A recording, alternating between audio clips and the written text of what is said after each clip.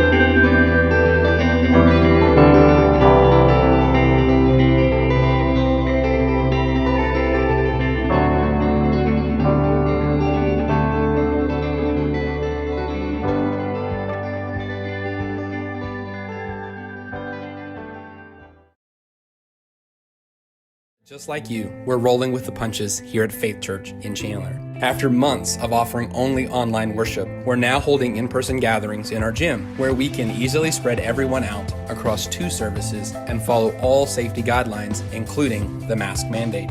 And for those who can't join us in person, we're working hard to make our online worship experience feel almost like being there. While the format and the venue and the look have all changed, our commitment to help people find hope and meaning has stayed the same. If you're searching for hope and meaning in the midst of all of this madness, I invite you to join us online or in person this upcoming Sunday at 9:30 or 11.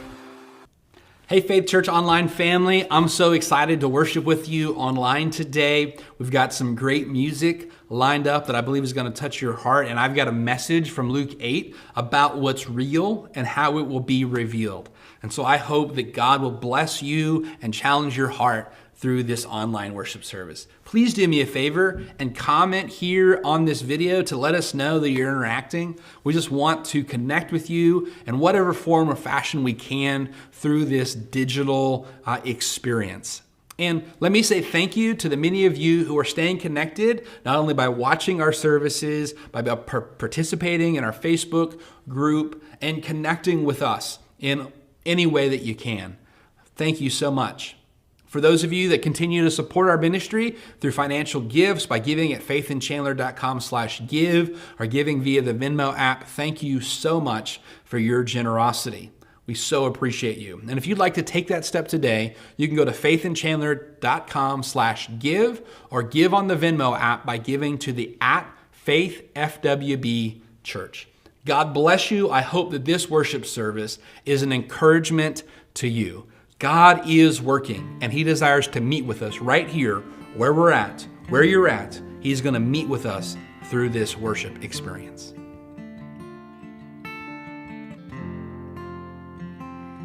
All these pieces, broken and scattered, in mercy gathered, mended and whole, empty-handed, but not forsaken, have been set free, have been set free. Amazing grace, how sweet the sound that saved a wretch like me. Oh, I once was lost, but now I am found, was blind, but now I see. Oh, I can see you now. Oh, I can see the love in your eyes, laying yourself down and raising up the broken to life.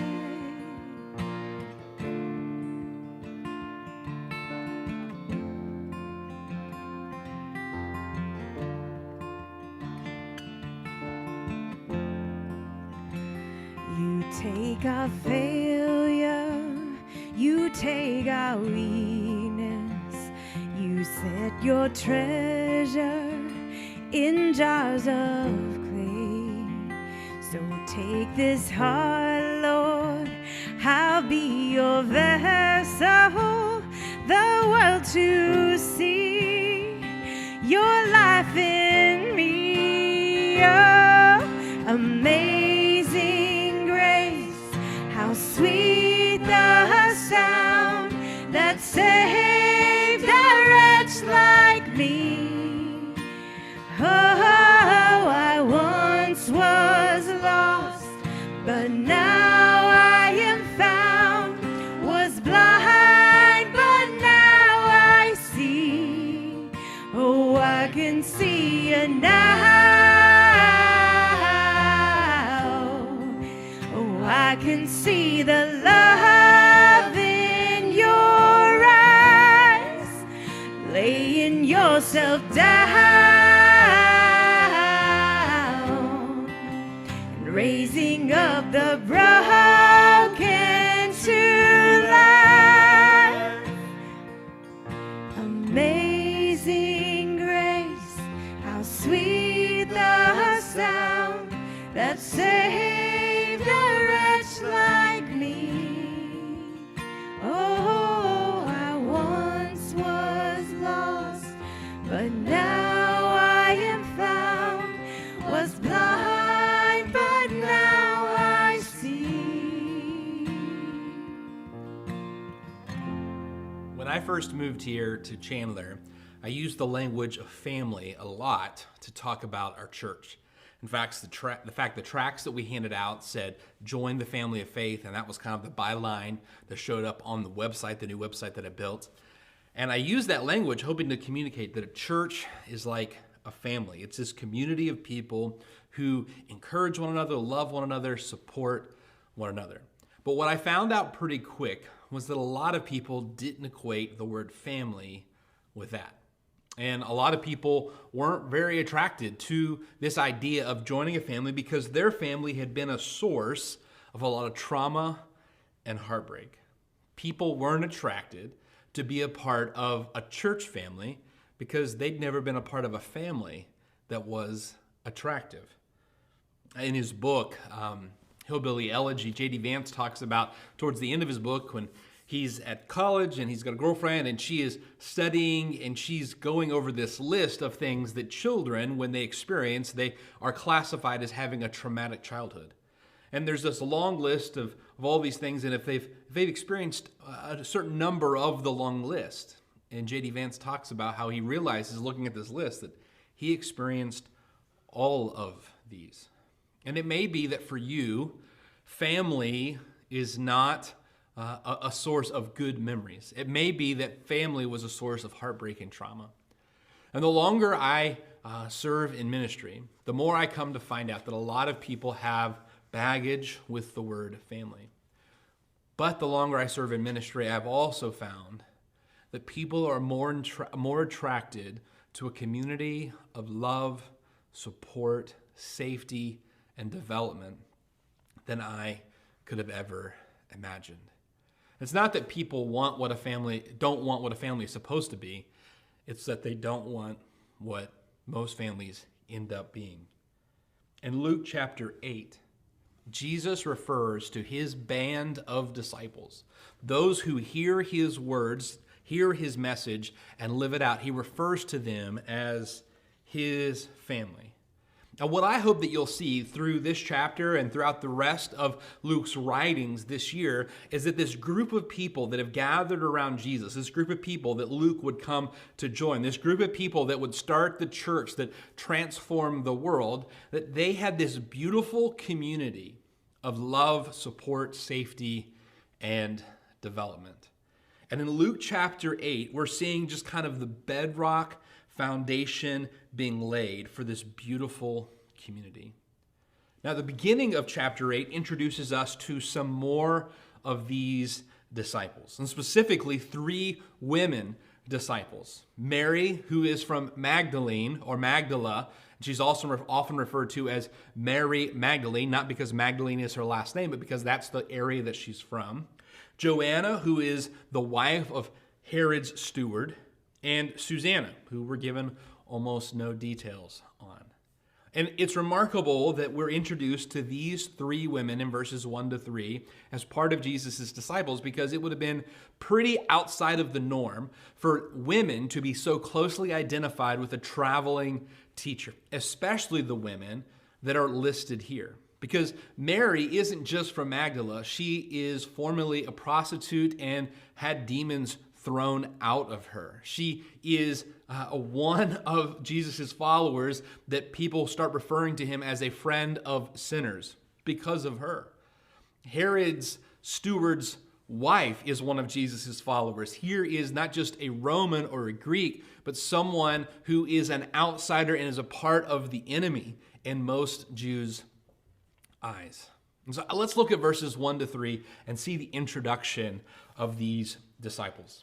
Now it came to pass afterward that he went through every city and village, preaching and bringing the glad tidings, the good news of the kingdom, the gospel message of the kingdom of God. And the 12 were with him, and certain women who had been healed of evil spirits and infirmities.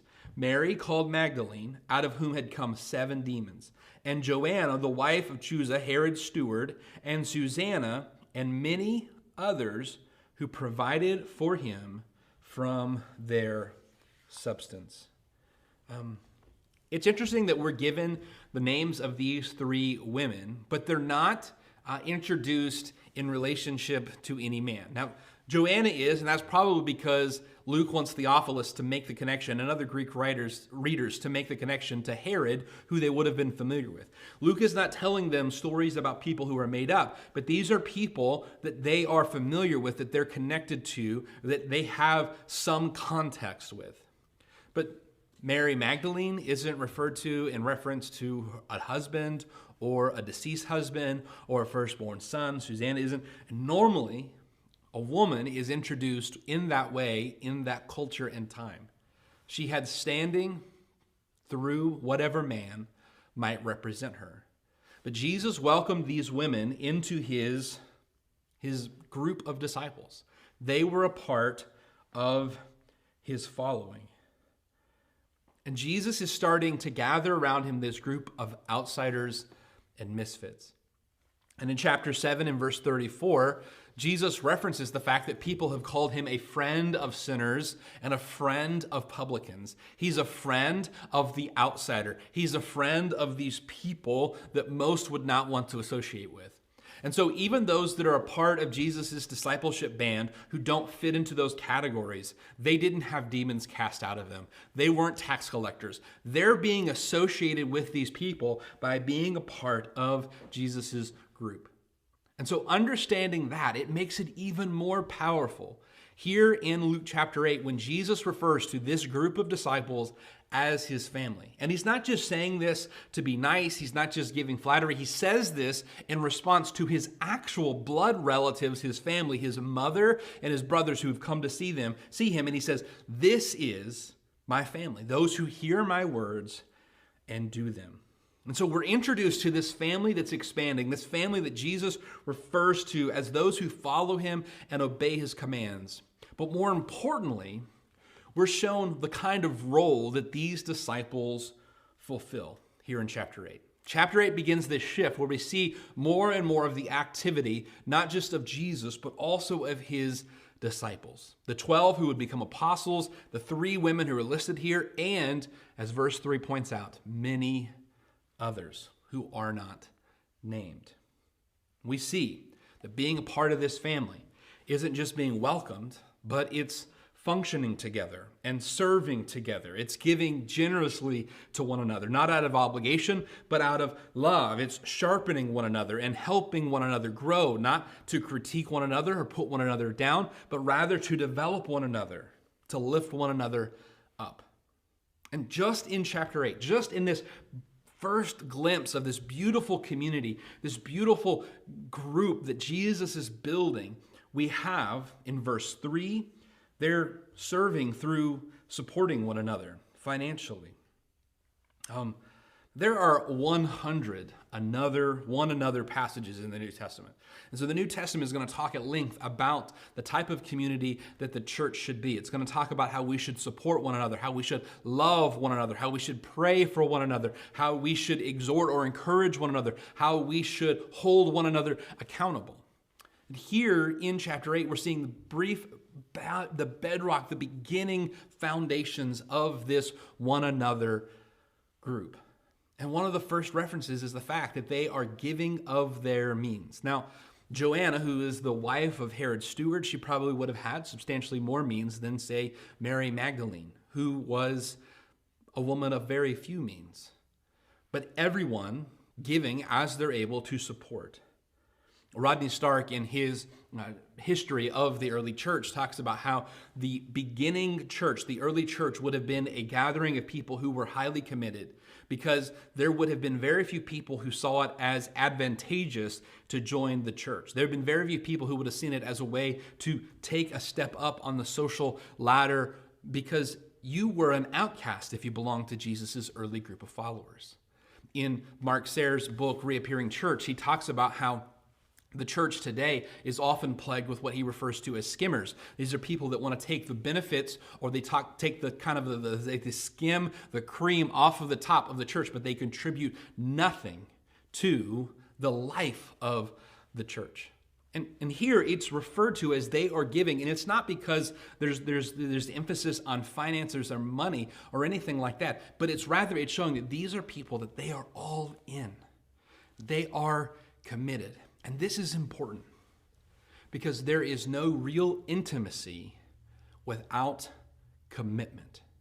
There's no real intimacy without skin in the game, without being committed to another person. There are a lot of opportunities for you to engage with other people, for you to have a transaction with them, but there is no real intimacy, there is no real community without a commitment to them. These people were committed to Jesus. They didn't have it all figured out, and they were going to make a whole lot of mistakes, but they were committed. And so verse 3, we see that they're supporting the ministry financially. Verses 9 to 11, we see that after Jesus delivers a message, that they discuss it with him afterwards. They ask questions and have their questions answered. And verses 16 to 18, Jesus speaking to them says that those who have received, that they will have a greater responsibility. Verse 21, that's where Jesus calls them his family. But and then verses 22 to 25, and then again in verse 51, we see that the disciples, his closest followers, that they are witnesses to some miracles that no one else is witness to. Because Jesus' disciples who are with him on the boat, when he calms the storm, they get to see that. Jesus goes in, he raises the dead. He raises this little girl back to life who has passed away, and he only allows his 3 closest followers in with him. Those who were closest to him, they got to see more of the work that he was doing. But this is just the beginning of something beautiful and powerful that Jesus is building. And as we read this, I hope that with me, your heart will long for Faith Church to look more and more like this beautiful community of ragtag disciples that Jesus is putting together. I hope that you will desire for Faith Church to become this community like the one that Jesus exemplifies here in Luke and Acts. Because I believe that our hearts are desperately hungry for it, and that the hearts of those around us in our community are desperately hungry for it too. I don't know if you watched the Super Bowl or if you watched the commercials from the Super Bowl, but I noticed something about the Super Bowl commercials. Many of the companies were trying to connect with this longing that we have for hope and meaning and community. There were several commercials that had a monologue telling some powerful story while cinematic, serious music was playing over epic cinematography. Stories of different people whose lives have been changed, who have overcome adversity through the help of a community or some person reaching out to them. These companies are trying to connect with that. And one of the ones that I thought was the most striking was a Jeep commercial. This Jeep commercial was 2 minutes long. And it's Bruce Springsteen riding around the middle of the country in a Jeep. And he goes to this place in the heartland. It's this chapel that is set up in the geographic center of the country. And he's talking about our country meeting in the middle. But I want to just read some of this monologue that Bruce Springsteen delivers as he's driving around in this Jeep. And I want you to hear all of the biblical language that is used, that some marketing firm wrote to connect with customers for Jeep. All are more than welcome to come. Now, fear has never been the best of who we are, and as for freedom, it's not the property of just the fortunate few. It belongs to us all. Whoever you are, wherever you're from, it connects us, and we need that connection. Later he says, we just have to remember that the very soil we stand on is common ground. We can make it to the mountaintop through the desert, and we will cross this divide. I mean, this sounds so much like Moses and the Hebrew children. Our light has always found its way through the darkness, and there's hope on the road up ahead.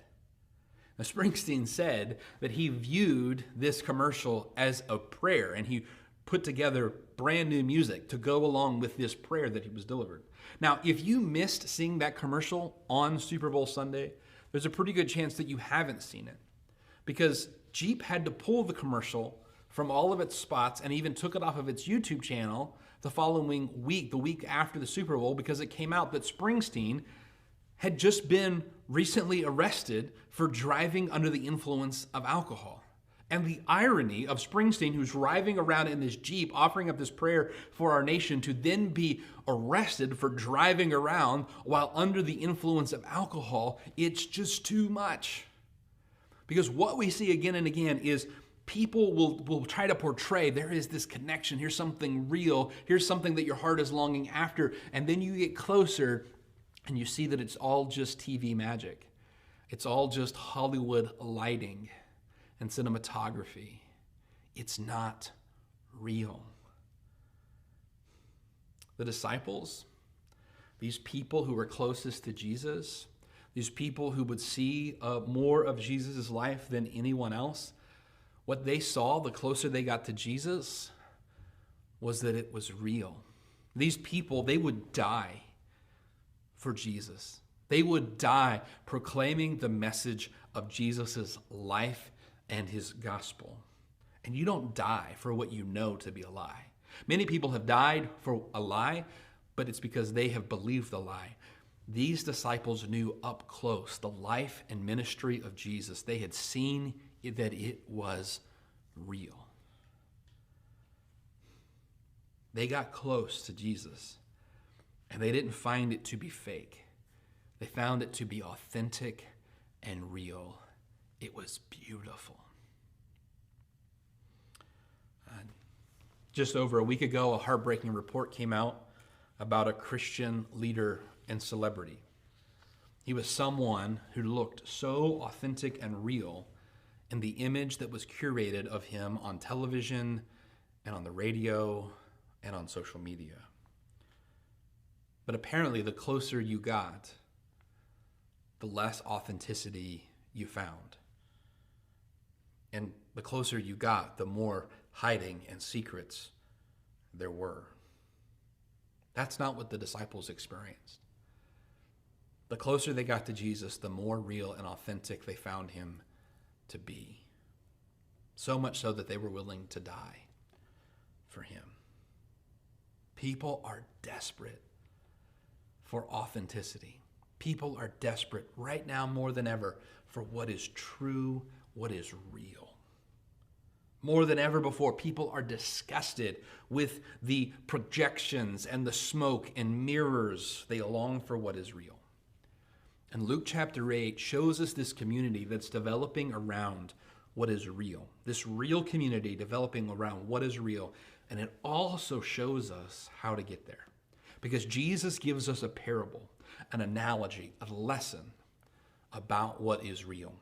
And that's what we're going to read in Luke verses 4 to 18. So stick with me as we read through this story and then Jesus' discussion with the disciples and then his closing analogy to help them grab a hold of what he's talking about. Luke chapter 8 and verse 4 says, "And when a great multitude had gathered, and they had come to him from every city, he spoke by a parable. A sower went out to sow his seed.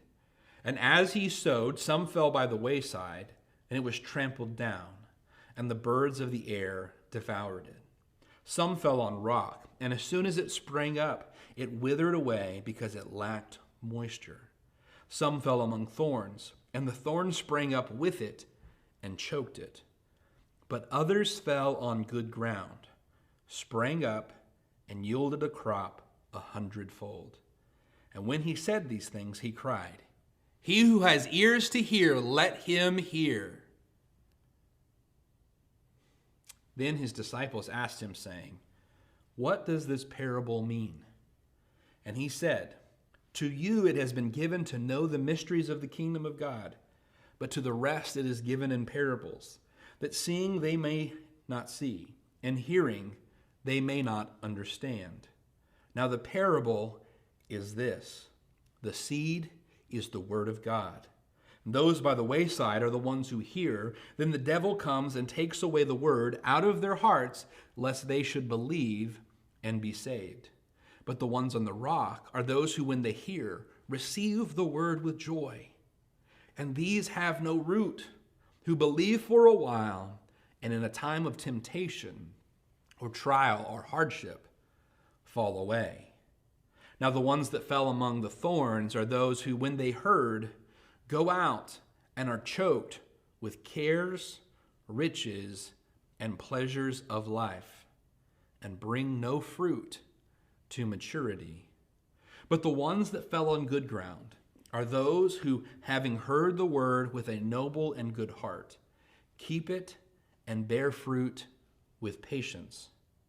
No one, when he has lit a lamp, covers it with a vessel or puts it under a bed, but sets it on a lampstand, that those who enter may see the light.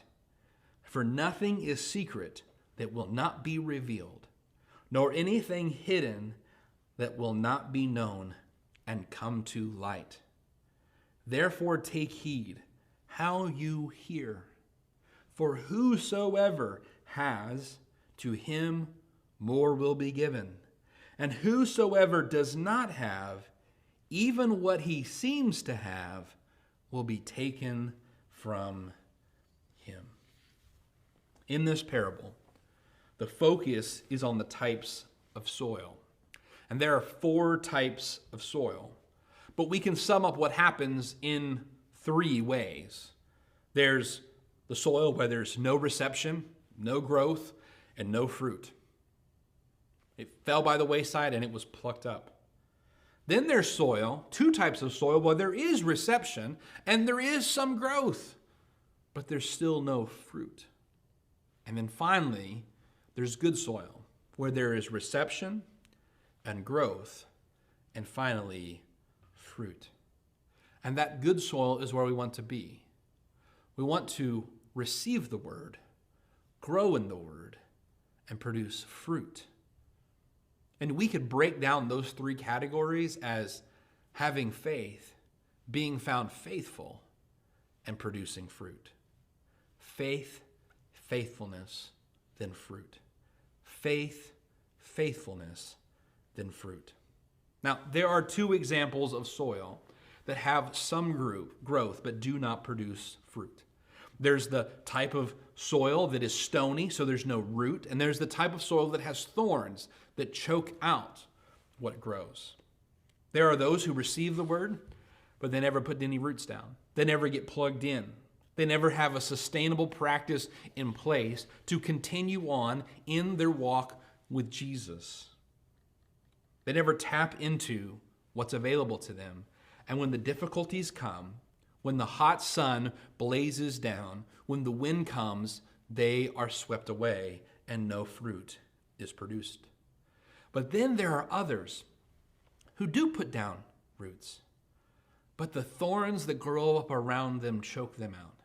And I want you to notice that there are 3 types of thorns that Jesus refers to. There's the cares, riches, and pleasures of life. And these 3 things are not the same, because cares are very different from riches and pleasures. Cares could be referred to as worries. In fact, the Message, Eugene Peterson, in his paraphrase, translates that word as worrying about tomorrow. In this chapter, there's a moment where Jesus and the disciples, they're in a boat, they're traveling across the water, and a storm raises up. Jesus is asleep, and the disciples are panicked. And so they come and they wake Jesus up, and they say to him, "We are perishing." And Jesus gets up, he calms the wind and the waves, but then he looks at the disciples and he says, "Where is your faith?" Jesus says, "What are you worrying for?"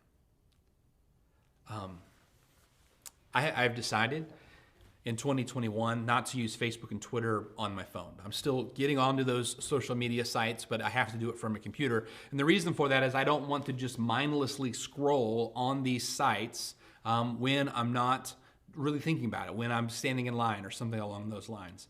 And honestly, when I do get on Facebook or Twitter on my computer to post something, to upload a video about the church, I'm kind of amazed at the amount of panic that there is. And listen, I know that figuratively there have never been more signs that the boat we're on is sinking But I want to say to my Christian brothers and sisters, we're still in the boat with Jesus. Let us have faith. And I know that there's reason to be concerned. And there are many things happening in our world that we should be frustrated with. And we want God's righteousness and his justice to roll down. But we should also keep in mind that we are on the winning side. And we should not allow the worries and cares and frustrations of this world to put us in a panic. Brothers and sisters, if I look at your social media feed, are you characterized by peace or panic? We are still in the boat with Jesus, and our faith is in him. Let's not allow the cares of this world to threaten our faithfulness and fruitfulness.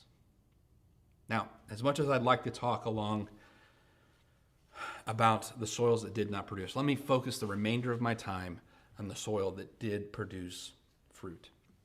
In verse 15, Jesus said, "But the ones that fell on good ground are those who, having heard the word with noble and good hearts, keep it and bear fruit with patience." Now, the translation here in the New King James is noble and good. In the King James, it's honest and good. And the idea is good and good. Those the two words that are translated there are basically good and good hearts. And the reason that it sounds so similar is because in our English language, we don't have two different words for good in appearance and good in character.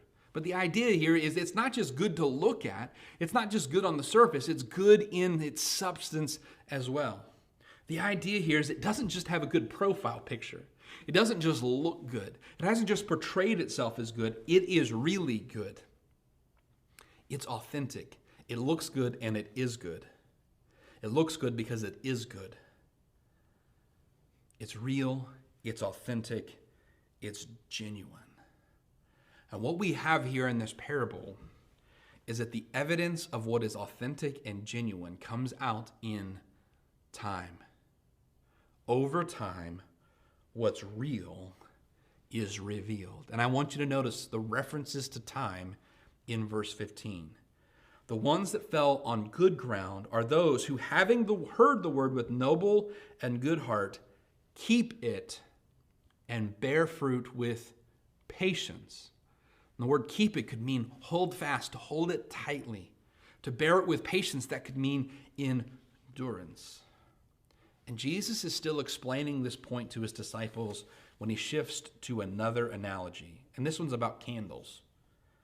He says, "No one lights a candle and places it under a bed, but rather places it on a candlestick so that all who come in the house might see it." And what Jesus is saying here, I've always thought of this little analogy as talking about his message, that he's going to lift it up so that all can hear. But I see now that what Jesus is saying, he's talking about what he's been saying in this other parable. He's saying, I have not done these things with the intention of keeping them hidden. It will be revealed. I have not done these things and plan on keeping them hidden. It is going to be revealed. Time is going to tell. My father has gotten me hooked on this YouTuber. It's a YouTube account. I've never really been much to watching things on YouTube other than sermons. But there's this farmer in Minnesota who uploads all the things that he's doing on his farm and how he runs his tractors and how he plants. And I was watching one of his videos, and they had just planted, and being in Minnesota, their season is very different from what we have here in southern Indiana. And so they have to work around the weather, and they had planted, and then a frost came. And he was going out into his field and looking at the leaves on these crops to see if the frost had damaged them. And he's looking at it, and being a farmer, he can look at it a whole lot better than I can. And there's a whole lot about looking at the leaf of this soybean plant that I wouldn't even begin to imagine or understand. But you know what he said? He said, "It's looking pretty good, but time will tell. We will see. There's no way really to know yet, but time will tell." All of these things that are hidden now will become visible. The seeds that went into the ground, and the ground is stony, The seeds that went into the ground and the ground is thorny. The seeds that went into the ground and was good soil. They all look the same early on, but time will tell and it will be revealed. What's real will be revealed. Sharon Miller tells a story of she was at a conference with some major Christian speakers, and they're in a back room and they're talking, and there's this one up-and-coming leader, and he's telling inappropriate stories and just making crude jokes.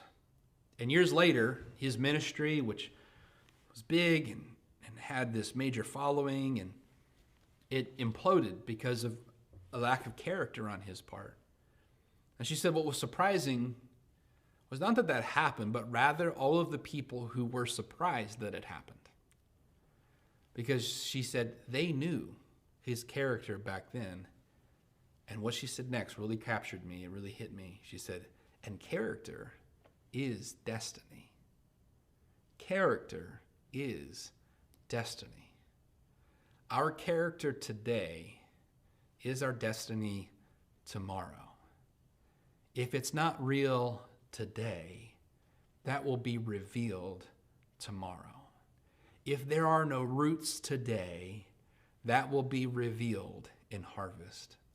If we are choked with the thorns of love of money and love of pleasure and worry and cares of this world, that will be revealed when the harvest comes. And I want you to see what Jesus says after the candlestick analogy, what he says in verse 18.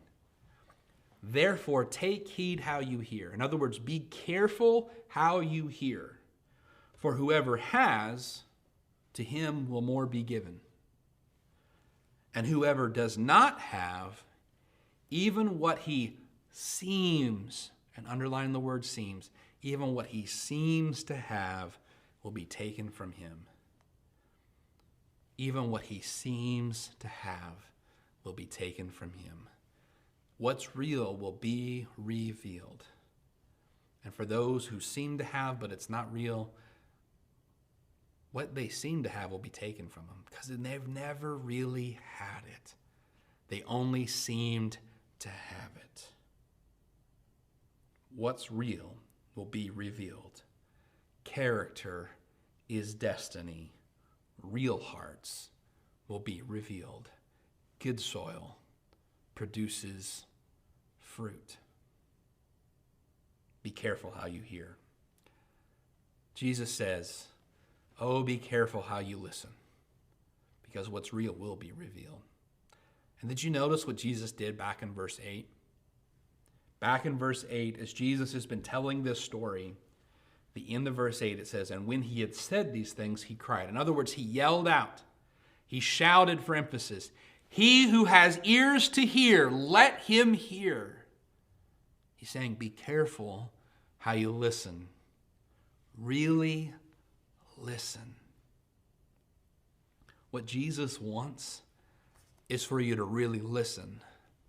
What Jesus wants is for you to really hear, to really follow. Jesus wants you to be real. How do we get to this place of this powerful community, this movement of people who love and support and develop and encourage one? How do we have this family like the disciples had? It's by being real. It's by being real. Are we being real? That's going to be revealed. It's going to be revealed. Be real. Really listen. Really hear. Really follow. Really be a disciple. You know what's beautiful about that? Is the people who made up Jesus' disciples, they were messed up. They were broken. But you can be messed up and broken and still be real.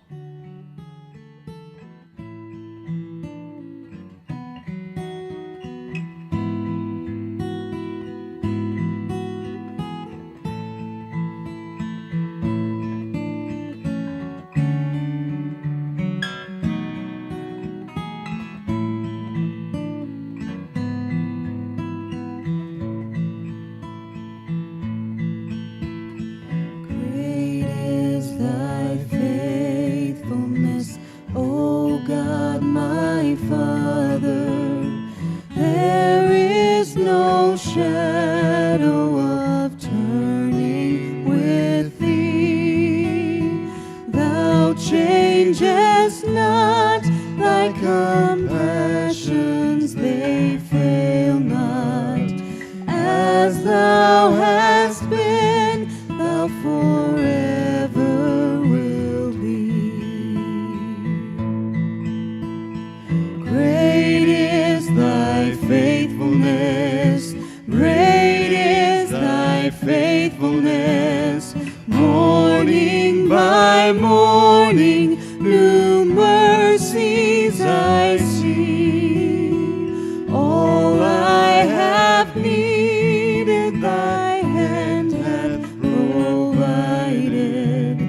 Great is thy faithfulness, Lord, unto me. Pardon for sin and a peace that endureth, thine own dear presence to cheer and to guide, strength for today and bright hope for tomorrow, blessings all mine with 10,000 beside. Great is thy faithfulness, great is thy faithfulness. Morning by morning, new mercies I see. All I have needed, thy hand hath provided. Great is thy faithfulness, Lord, unto me. Great is thy faithfulness,